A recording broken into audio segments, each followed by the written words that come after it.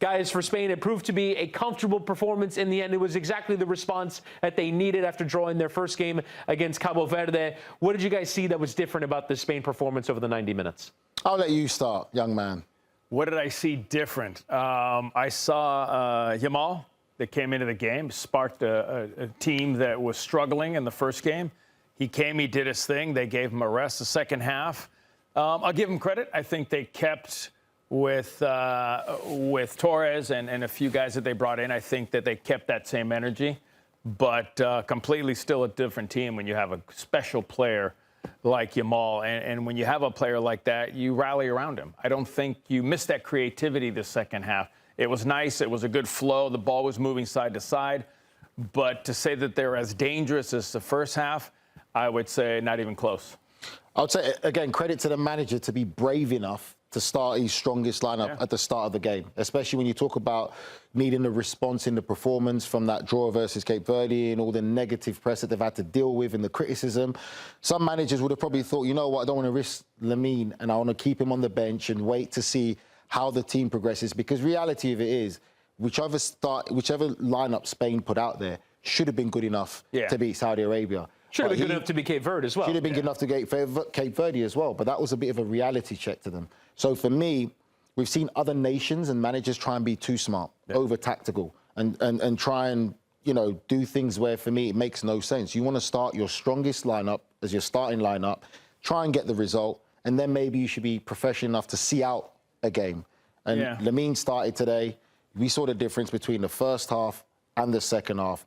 He's infectious in how he plays for this team. And again, I'll say it, best player in world football. You've just seen it there in just 45 minutes worth of work. And you can see the difference in the drop-off in the second half. Yes, I know people would say, well, they're already 3-0 up at this point there. It's easy for them. They can take their foot off the gas a bit. But at the end of the day, we know now this new format we're seeing in the World Cup, that goals will play a part. 3 goals in the first half. What team? With him in the game. With him in the game. And then, you know, now, obviously, you want to score as many goals as possible because that will come down as a factor moving forward in this tournament. But for me, it was a performance where, whether you like it or not, the headline is Lamine Yamal and the difference he makes and how he improves this Spain side. We've talked about, though, and we'll talk about that difference with Lamine Yamal being on the field as opposed to being off the field. And here's what it looks like from a statistical point of view in the game. Obviously, 17 shots to 5. Lamine took a fair few of those. The chances created, the touches in the opposition box. Obviously, it is a completely different game state that the changes have to come into. At the half, it was Yamal coming off, and Yeremy Pino came on. Ferran Torres also came on for Mikel Oyarzabal as well at halftime. But when we talk about Yamal, and Nigel, this is one of the things that you talked about, the sort of dependence. When we're talking about a player in Yamal who is working his way back from injury at this World Cup, plays 45 minutes after playing 15 in the first game. When you talk about a team that's this good, that has this much talent, and yet is still dependent on a singular player to be healthy, to be fit. Look, the greatest players in the world ultimately decide the outcomes of games. That has been the case for World Cups for years. But are you surprised at the degree to which Spain need this player to be healthy in order to be at their very best? I must say I'm surprised, because you look at the other names, the other players that they have available. They've got some top talent there. Olmo, you know, they're Sabah up top. They've got some really good players, but I'm very surprised at the level of how much they need Lamine Yamal to be in this team right now. Because we talk about, again, Nico Williams coming in as well. He came into the game, another winger, but he doesn't have the same influence and aura that Lamine seems to have presented to this Spanish side. So for me, it is a bit of a worry. And as you said about the greats, the top players will be able to make games and decide games. He is a great already, and he's still so young. He's 18. That's the scary thing about it. But you'd have to say he is a great. And Marcelo said it earlier in the early segment. Spain rely on him as much as Argentina rely on Messi. That's already to say. You're talking about two great nations, historic nations who've already won World Cups. He is at that level now where Spain rely on him to be on that pitch to really have that extra boost and confidence and to help them get over the line. Yeah, I think when you look at throughout history of soccer, teams, special teams have that player. Brazil relied on Neymar. Argentina relies on Messi. Croatia relied on Modric. So, I mean, you can keep going down the list. In his heyday, Portugal relied on Ronaldo. So you can keep going down. United States relies on Christian Pulisic. So I think when you look at special players like him, when he's on the field, It's just a different level. You've got to raise your level to what he's doing, because if not, you know, I mean, he's out there by himself. He's on his own island. But every team has that one player. If they're making a run, if they're going to make a run at this World Cup, that one player, their special player, France Mbappe, they rely on Mbappe. So I think throughout the history of soccer, you can see that kind of thing. When you look at Spain, we're used to the teams from the past. You know, I mean, Xavi, I mean, you can keep going. Iniesta, you can keep going. Multiple players in that team, yes. And Argentina, Maradona, they had multiple players, a few. But when you look at this team, they've got good players, but not great players that can win you a game. And this is the guy. And you can see when he's on the field, when Messi's on the field, even when Modric's on the field, their teams go to another level. And I think that's what we saw the first 45 minutes. Well, we saw it in the second half as well. We saw the drop-off in the second half. And, you know, we saw the stats earlier and the difference in what they did and how aggressive they were in the first half to the second half. And even with the eye test as well, you got the feeling in the game. First 10 minutes in the second half, it was great how Spain looked. And then after that, it was just a massive drop-off. The same enthusiasm, energy and quickness, it just wasn't there. Saudi Arabia tried to get back more into the game. But for me, match winner. That's just the best way to describe him compared to Spain. Like Marcelo said, they've got very good players. But he is a match winner. There isn't that many match winners in this Spain squad compared to him. Let's talk a bit about Saudi Arabia, because they still have that one game left in the group against Cabo Verde, which could potentially decide everything for them.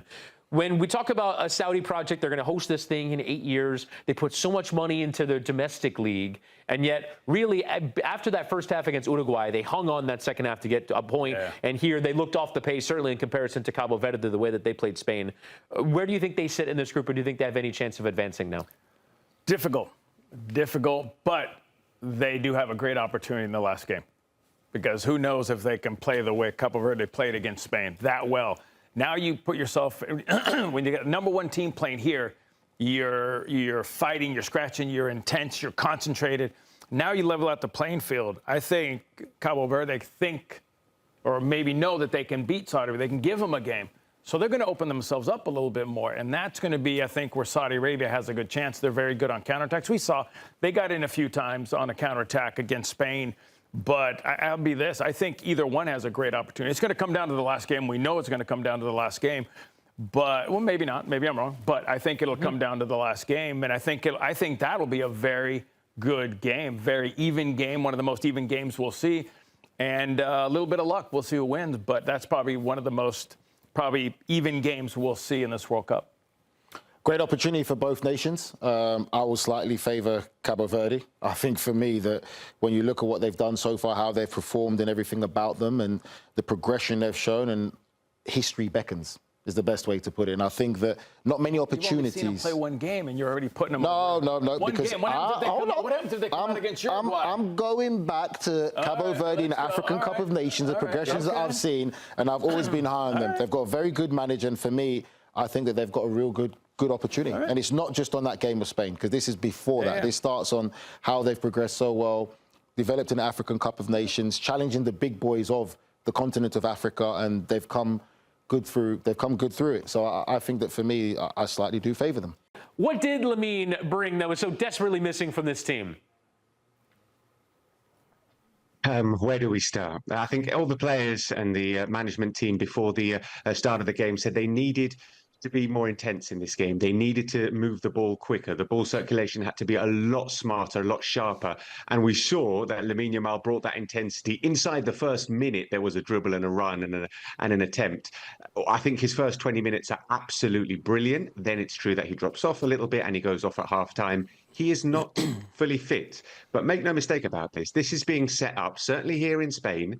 This is Lamine Yamal's World Cup. The front page of one of the top-selling sports papers in Spain today, the front page was just a picture of Lamine Yamal's smiling face, and the headline was, "Do your magic, haz tu magia." There's a lot of pressure. There is a lot of expectation on a guy who's still a teenager. Let's not forget, he's still a teenager. He's only the second player, 18 or younger, to open the scoring at a World Cup match. The other was Pelé when he was 17 in 1958. He's still incredibly young. He is ridiculously precocious. He is absurdly talented. and he's not yet 100% fully fit. So it was really important for him to come in, score. I think for him, it's really important for him to score. He saw all the other superstars score in this World Cup, show what he can do, get 45 minutes under his belt, and work towards being 100% for the Uruguay game and then the knockout stages. Phil, we're in the studio and have an opinion of Lamine Yamal saying that he's as important to this Spain national team as Messi is to Argentina. So is that something that you'd co-sign and agree on? Or is that the feeling in Spain itself as a nation? Yeah, it is the feeling, certainly. I think you're right about that. There's genuinely a feeling that Spain are a really great team, a really great unit, and they have this difference maker in Lamine Yamal. Lamine Yamal is who makes Spain real candidates. And without him, if they were to lose him, if he was to relapse on the injury, remember, it's a difficult muscular injury with a 30% chance of relapse. If he was to relapse emotionally, it would be a massive, massive blow for Spain. Forget about the footballing things. Emotionally, it would be absolutely huge. I mean, we're talking about a player who's, I think he's played 26, 27 games for Spain. He scored 7 goals for Spain. You know, it's not as if he's completely blown away all the opposition. He's not their leading goal scorer. He's not their main goal threat. And yet he is the difference maker. He is the one that can unlock defenses. And that's so important for the way that Spain play. You know, we know the way Spain play. And Spain on a bad day, which is what we saw against Cape Verde, absolutely desperately cries out for someone like Lamine Yamal. So he is really, really important, you know, what he brings footballing wise, but also kind of like emotionally as well. You know, I think the players, the fans certainly feel like we've got Lamine Yamal. He's our guy. And if we need him, he's the one that can make a difference. Why are you smiling so much? I just love the way Phil tried to say Spain on a bad day against Cape Verde. I like how he sneaked that one in there. But that was going to be my question. Cape Verde. It wasn't a good day, was it? No, but Cape Verde, Saudi Arabia, that back line hasn't been tested yet. Really hasn't been tested. How good is that defense, and how well will we see them play throughout the tournament? Because they got to play Uruguay next, and it only gets more difficult from here. I think it's a good question. They haven't been tested. I think, you know, Unai Simon in goal has definitely played more of the ball with his feet than he has with his hands. You know, he's barely had any saves to make. It's a centre-back pairing of Aymeric Laporte and Pau Kubasi. It's a blend of youth and experience, one which we didn't necessarily 100% know was going to be the centre-back pairing for the World Cup before the squad announcement. But at the moment, it seems to be working pretty well. I like what happened today with the fullbacks. I like that Pedro Porro came in at right back to replace Marcos Llorente against sort of deep defences. He's really good going forward, gives a lot of depth to the attack, and his deliveries are brilliant. So I think it's a pretty solid back line. And, you know, in front of them, you've got Rodri as well, and Pedri, whose defensive contributions have increased enormously since he started playing a little bit more deeper with Barcelona. So I think they're pretty solid, but you're absolutely right. They have barely been tested at all. And let's see if they get a bit more of a workout against Uruguay in the final game. Phil, what's your opinion on Dani Olmo starting today and what he brings to this national side and the difference he makes? I'm glad you asked me that, Nigel. We didn't agree what questions you were going to ask, but I was thinking, I hope he asked me about Dani Olmo, because I thought he was brilliant today, and I thought that him coming into the midfield completely changes the structure, and him in that kind of position, he is the player that Spain need in that kind of position. He knows exactly where he needs to be. In those tight areas where there really isn't much space, he is exactly the kind of player you need. And then don't underestimate the kind of understanding he has with playing alongside Pedri and Lamine Yamal week in, week out at Barcelona. They do have a brilliant understanding. Both Olmo and Lamine have spoken about how much they like playing alongside each other. Of course, Olmo coming into the side meant that Pedri played a little bit further back.